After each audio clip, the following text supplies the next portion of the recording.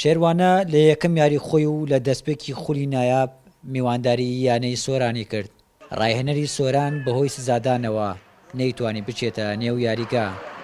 یاریگاش بەبێ هاندەر بێدەنگ و کشومات بوو. یاریەکە دەستی پێکرد و محەممەد سابیر شێروانەی لە دەقیقەی 5 لا ڕێگەی لێدانی سزاوە پێشخست.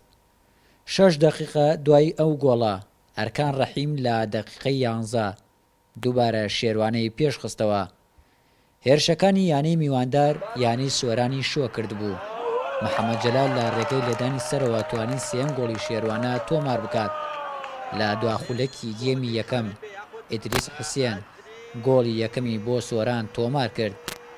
گێمی یەکەم بە 3 گۆڵ بەرامبەر بە 1 گۆڵ لە سوودی شێروانە تەواو بوو. لە گێمی دووەم شێروانە توانی لە دەقیقەی 46 لە ڕێگەی ئەرکان ڕەحیم گۆڵی چوارەم تۆمار بکات. سەرنجام یاریەکە بە 4 گۆڵ بەرامبەر بە 1 گۆڵ لە سوودی شێروانە کۆتایی هات. ئەمڕۆ کە زۆر بەڕۆنی و ئاشکرای دیار بوو لایەنی جەستایی تیپەکەم لەو ئاستانە بوو کە ئێمە بتوانین ڕکابەری تیپەی شێروانە بکەین. ئەوان لە ڕووی جەستەیەوە زۆر باڵا دەستتر بوون. زۆر هەوڵماندا تەبعاً سەرڕای ئەو بوونی ئەم کێشانە، بەڵام لە نەمانی تەرکیز لە هەندێک حاڵاتدا و مۆفەق بوونی تیپی بەرامبەرمان ئەو گۆڵەکان لە گێمی یەکەم لە 17 دقەی یەکەم تیپمان یعنی ناو یاریگانە بوو حیساب بکە. دوای هەوڵماندا گۆڵێکمان هیناوە و گێمی دووەم بەو گۆڵە یەکسەر کۆتایی بە یاریەکە هاتوو. پیرۆزبای لە یانەی شێروانە ئەەکەم مستحقی برنەوە بوون. تیپەکەمان ئامادە نییە، پێویستە لەو چەند هەفتەیدا هاتوو ئامادەتر بین.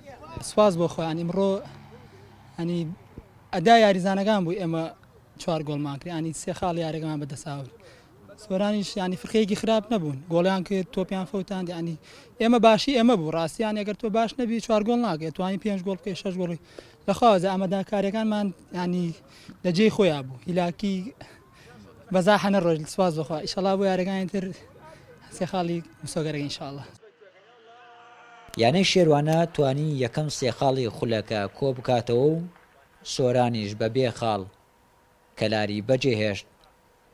شاهۆ ئیبراهیم، گەلی کوردستان، کەلار.